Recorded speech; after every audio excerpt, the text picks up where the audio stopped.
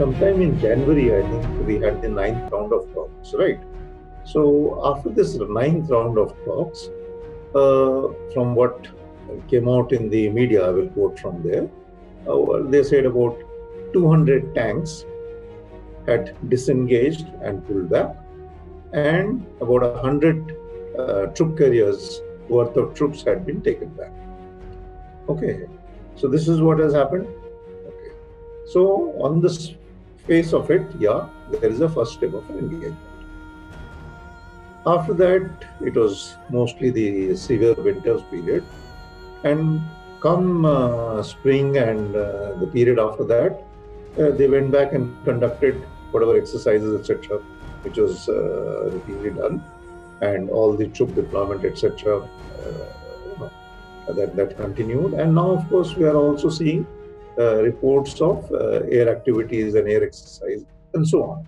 So, in other words, the larger threat, so to speak, very much continues. Okay, the disengagement has happened to the extent of what we have spoken, and beyond that, how the future is unfolding, we'll have to wait and see. Okay, so again, like if I were to go back, and it may be 1 year of Galwan, but it is not 1 year of deteriorating situation along the border.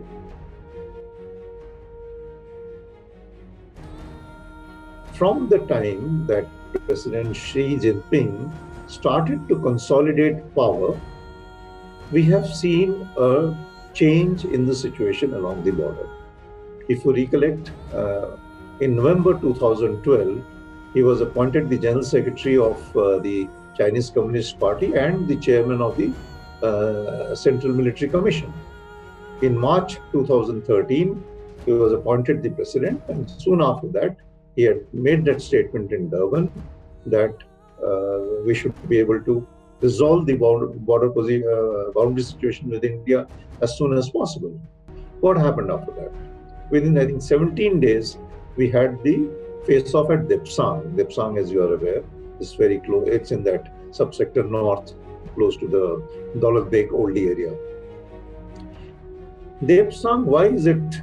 Why do I call it a watershed? Why do I call it a significant face-off? Because that is the time from when the face-offs started to get prolonged.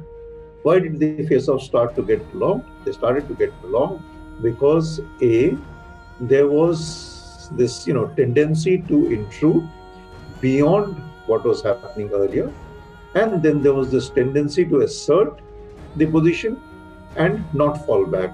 In other words, not following the protocols and agreements which were being followed starting from 1993 until then.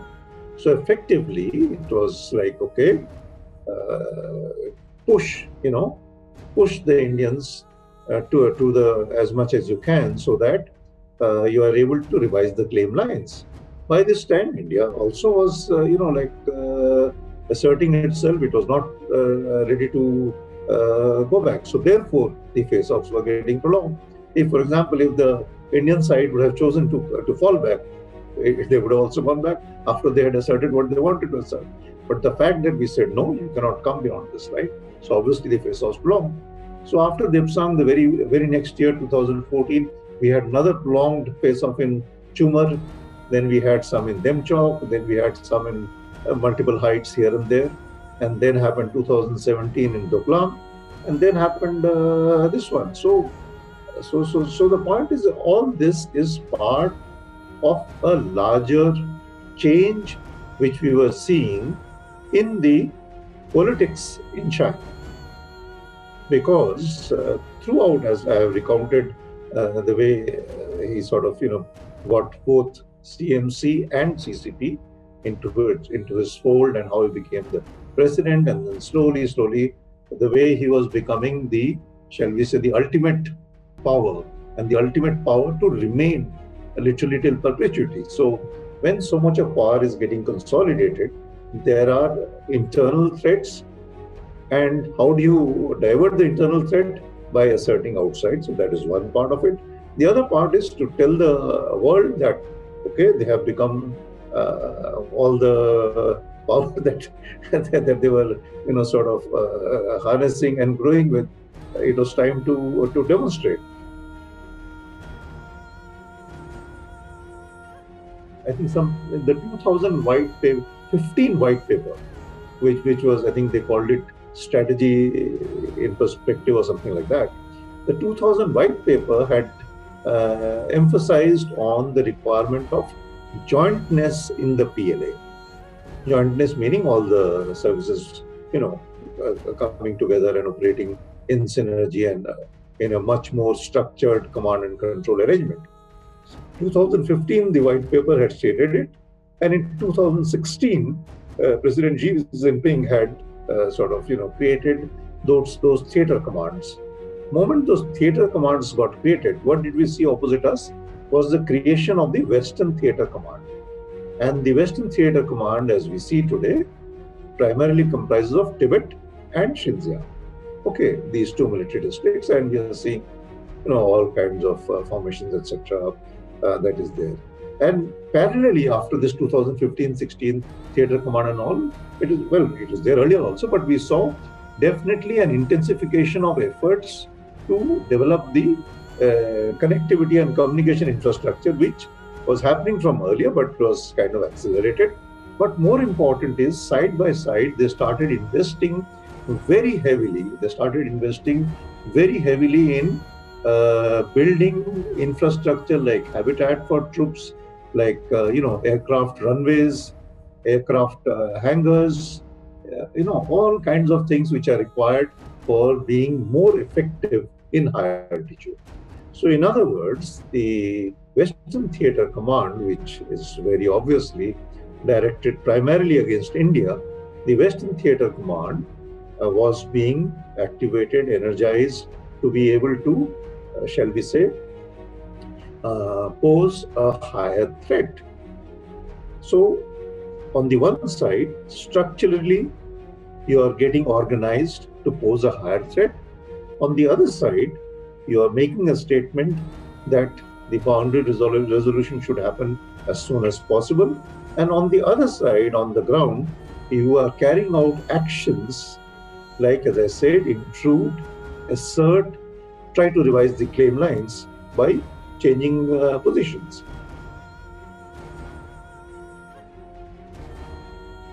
As far as Tibet is concerned, if you see last year, I think it was around 28th or 29th August, when they had that 7th sort of summit that they hold on activities pertaining to Tibet. So if you see that summit which was there in the Tibet symposium, that symposium which was held on Tibet in 2020, 28th, 29th August, what was Xi Jinping's, the content of his address to both his political and military leaders? The address primarily says that we must solidify our control on Tibet. If that is the intention, to solidify the control on Tibet, and why is this desire to solidify the control? It is because of the significance of Tibet. Okay, besides the spiritual religious facet, and there are other hard points. Look at the number of rivers that flow out of the ice reserves of Tibet. So the desire to control the water into so many countries in South Asia and Southeast Asia. One. Second thing is, look at the number of minerals, including rare earth and stuff like that, which is available to them in Tibet. So therefore, wanting whatever I have written about it earlier also, first, I think in 1965, almost, I think 75% of Tibet, I may be wrong with the percentage now, but whatever, a percentage of Tibet was taken away as 4 provinces of China. So whatever remained was called Tibet Autonomous Region. And so now if you're trying to solidify your control over that, so whatever autonomy that remains, that autonomy must also be, usurped and taken away. So therefore, I think we need to see it from that point of view, and whatever disengagements and all are there, We have to see it in terms of the larger perspective.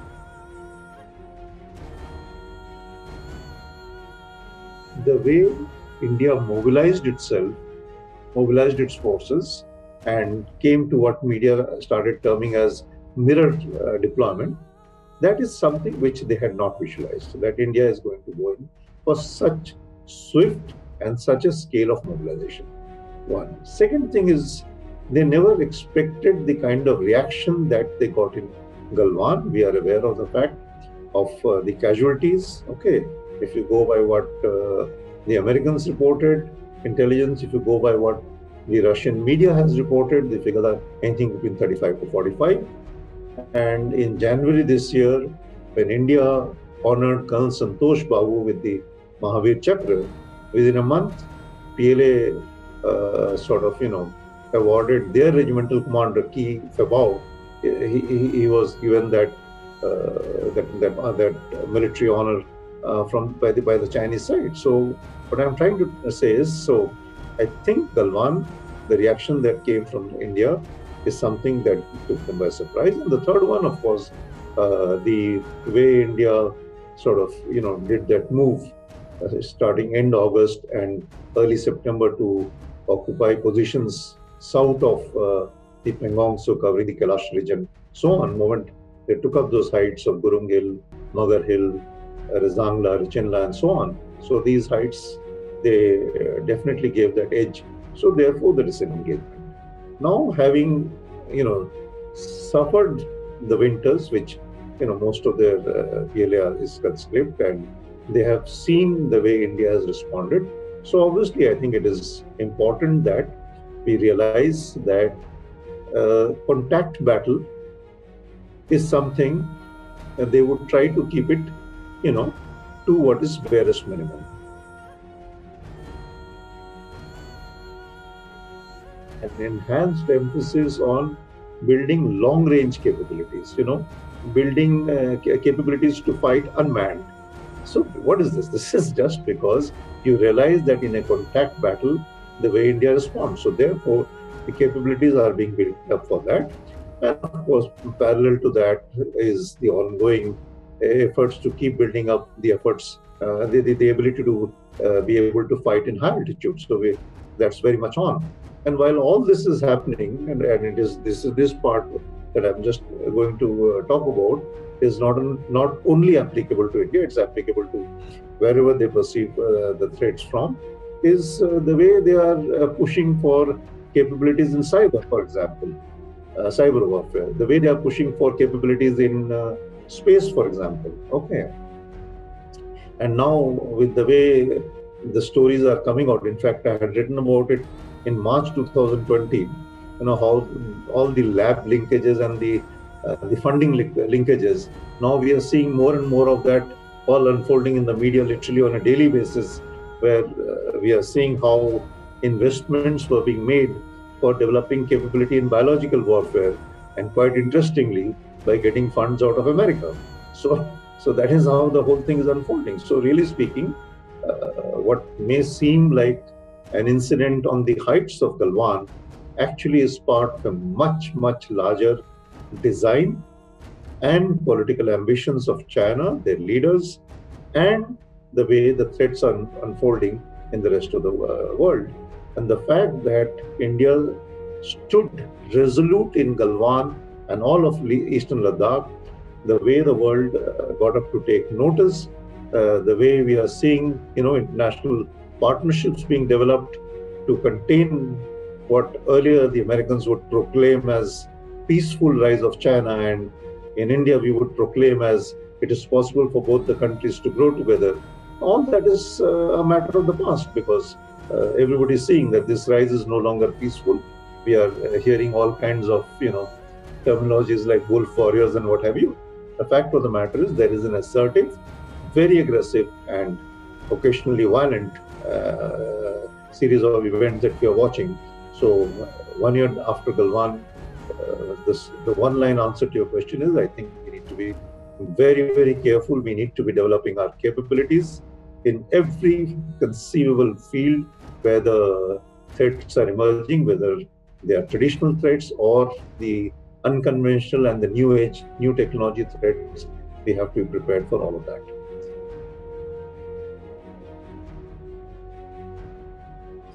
When we talk about implementation of the lessons, to my mind, the most significant one has been the way India has reoriented its force disposition for its northern borders. Like one of the strike corps, which was exclusively meant for the western front earlier, just, one corps of strike one, and they have been reoriented for the northern borders.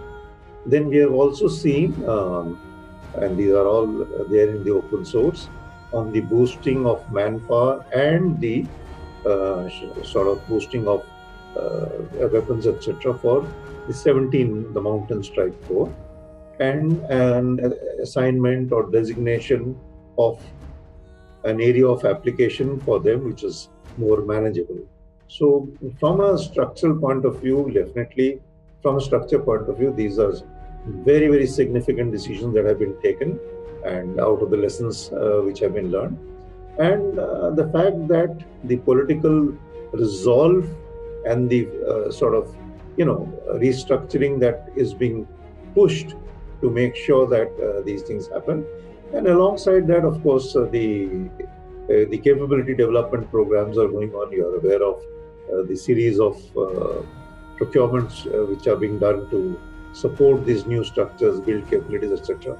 So that is the second facet which comes out of the lessons learned. The third thing is, what was being managed earlier by annual exercises and stuff like that, we are seeing a much higher degree of permanency, in the capability over there. One, of course, not only communication infrastructure, we are seeing logistics, we are seeing habitat, basically where troops will live, equipment will remain. We are seeing capabilities being developed in all of that. We are seeing a lot of effort being put in to improve the logistics for the forces who are going to be there, and which is, of course, applicable to the entire northern borders. And more specifically for Eastern Ladakh, look at the multiple alternatives that are being developed now to connect Ladakh, which was earlier just at the mercy of one single road, or which too was remaining closed for almost 5 months in a year. Whereas now we are seeing a lot of effort to connect them better. And from a political point of view, the fact that Ladakh has been placed directly under the government of India, under the central government, obviously ensures much better administration and much better care for that region, which I think was long overdue.